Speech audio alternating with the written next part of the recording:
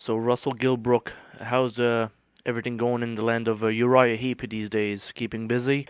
Everything is fantastic. It's almost like the band's having a new lease of life. Obviously we had new management come on board. We've had record deals, since Wake the Sleeper when we signed to Universal, and then we moved on to Frontiers. Everyone's very excited about the albums. The albums have been perceived very well, and the promoters want us worldwide. We did 25 countries last year, which was very good for us, and we're looking forward to a very busy year this year. How's it keeping busy though? I mean, it should be stressful sometimes, or is it just easy going all the way?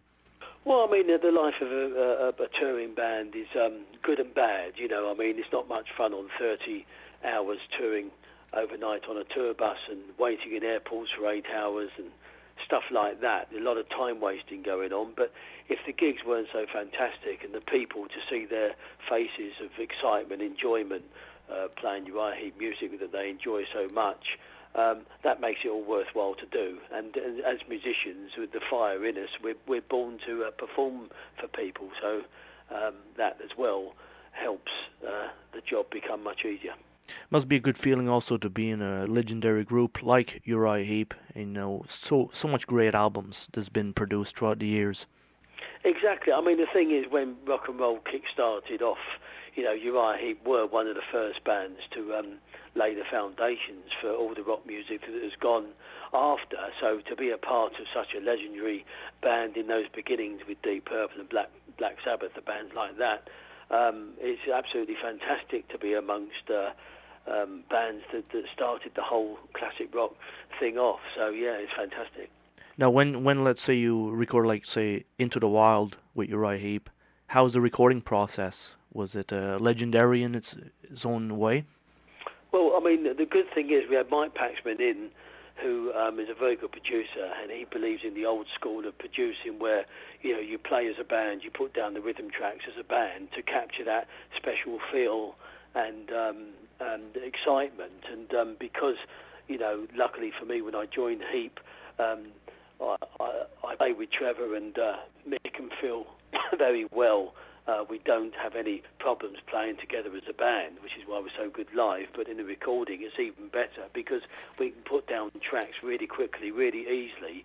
We have a good understanding of what it is we're trying to create from each song, and along with the input of the producer, we end up with hopefully a very, very good album, which is what happened with Wake the Sleeper and Into Wild. Both albums became very good very quickly, and we were very pleased to be in the studio and put down the tracks very easily. Now, Russell, when you look into the history of Uriah Heep and see how legendary the drum sounds are, let's just say, how's it coming in a recording unit, studio, and putting mics on drums? Is it a standard effort, or is it like very unique ways of miking to get this unique drum sound? No, there's not really. I think it's just how it's gone. I mean, what happens is, as a musician, is you have your own sound anyway. That's the thing about being a musician. And what you try to do is not to allow all the technology to sort of mask your identity as such. So what happens is because there's a mutual respect between the producer, the engineer, and the musician, is you have a good discussion about what it is you're trying to aim your musical instrument to sound like, and then you just work with them until everybody's happy with what's going on. So you don't tend to lose your identity, so therefore your input into Uriah Heep still remains your thing, which is why you can really hear Mick and Phil and Trev and the drum sounds. You can hear the identities. We're not trying to lose that with the technology, which you usually get with some of the modern day bands. It's so clean and processed. It could be any musicians playing with any musicians, and that's the very thing we're trying to sort of hang on to keep the identities of a band and the individual musicians, because that's the very thing that seems to have been lost over the last 20, 30 years, I feel. As a drummer, keeping up to date with, technology and, ways of playing, how do you look at it in your eyes? Well, I mean, I just utilise it. I've been very fortunate in my life to play almost nearly everything possible. I've been in an African band. I've had to learn the Latin. I toured for 5 years in a jazz band. I did the blues thing. I've done the metal thing. I've done the rock thing.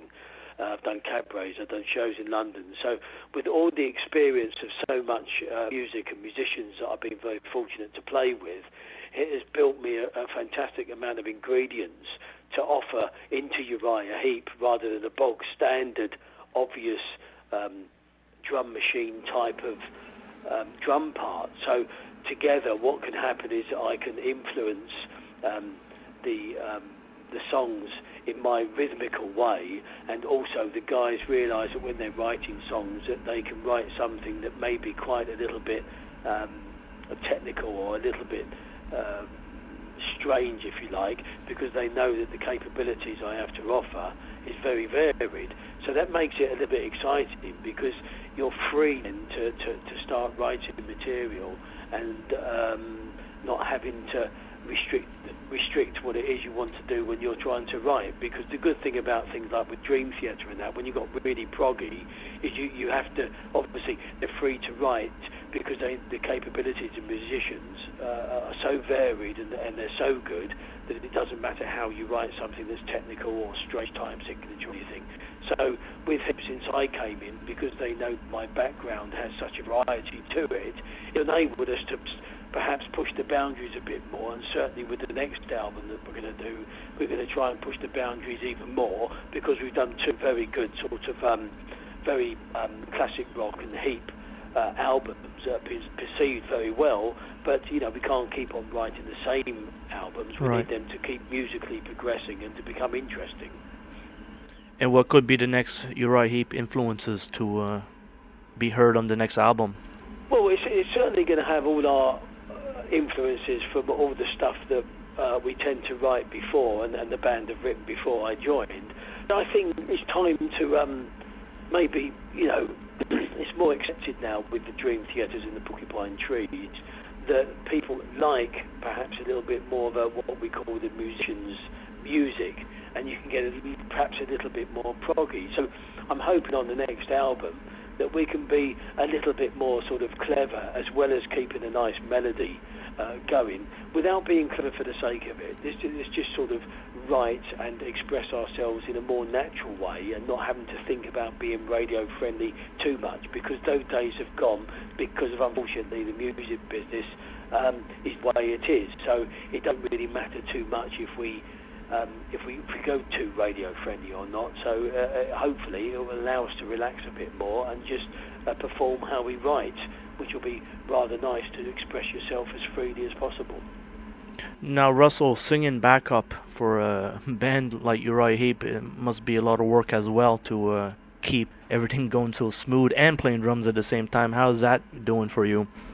That was very difficult. I mean, Lee's got such a big, fat, powerful voice, and such an important voice within Heep.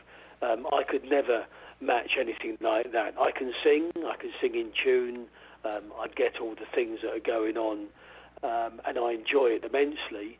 But yes, it sometimes it has its moments. I play far more vigorous than Lee does, and I'm very much more powerful. So therefore, obviously, it's much more hard work for me to play so powerful and be able to sing everything. So I do tail off a little bit on the vocals, but certainly recording-wise, and I do as many vocals as possible. And live, I try and do as many as possible without anything suffering too much. Now, Russell, what's your take on the internet and music, in general, like the way the industry is turning out? How do you look at it?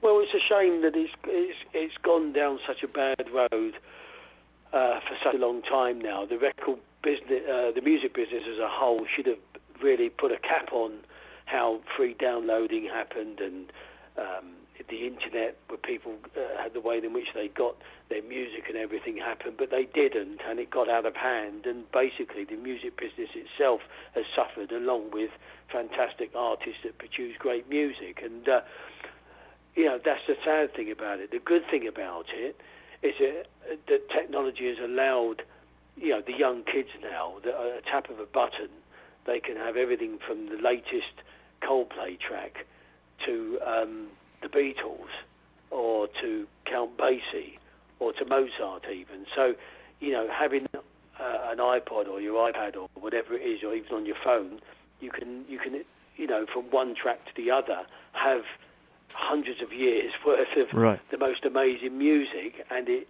hopefully opens their minds up to a more variety of music. But it is sad to see the industry sort of killing itself, and I think the sad thing has happened as well is that the education's gone out of music, because in the old days you look forward to having that record sleeve, that bit of artwork, and then spending 20 minutes, half an hour reading the inserts properly and enjoying the vinyl. And the kids now don't understand that. They're not interested in that. They just want to play the single or play the track off the album and move on to something else. And I think the interest, the in-depth interest of what a band introduced to people has obviously very much lost, and that's a little bit sad, I think. Where do you see the legacy of Uriah Heep in 100 years from now, for the future people? Well, I think the beautiful thing about it is anything that started first will always live on forevermore, I think. And that's, I think that's probably the greatest thing that will happen with Heep. They will be known as one of the first classic rock bands to come out from 1970, when it first started, when it all happened, when it all kicked off, with the likes of Deep Purple and Black Sabbath, certainly from the British point of view. And I think anything that comes out and it's first to come out is obviously going to be the most talked about thing. You don't tend to, I'm afraid, talk about the bands that come out after as much, which is a bit of a shame, because there's still some fantastic artists and bands that have brought stuff out. But it's just nice to be associated with a band that started it in 1970, which is, pretty special. So basically for 2013, Uriah Heep and yourself are keeping very busy. We're going to see a new album when, would you say? Well, that's governed on our writing. Unfortunately, we've been so busy on the road, it's very difficult to allocate time to write sufficient amount of material so that we can be happy presenting it to the record company and then go in and record it. So as and when we have a sufficient amount of material to then present to the record company and then allocate time to record it, we will do so. And we're going to try and do it as quick as possible, because we don't want to leave it too late, and we know the fans are eager to hear a new album. But we have to do it the right way, and as and when we're ready to do it, we shall be releasing statements and letting everybody know that Uriah Heep will be bringing out their 24th album, studio album. Excellent stuff. Russell Gilbrook, a very good pleasure talking to you finally, and hope you have an excellent year. Thank you very much indeed. I've appreciated it. All right. You have a good one. Talk to you again. Thanks a lot, mate.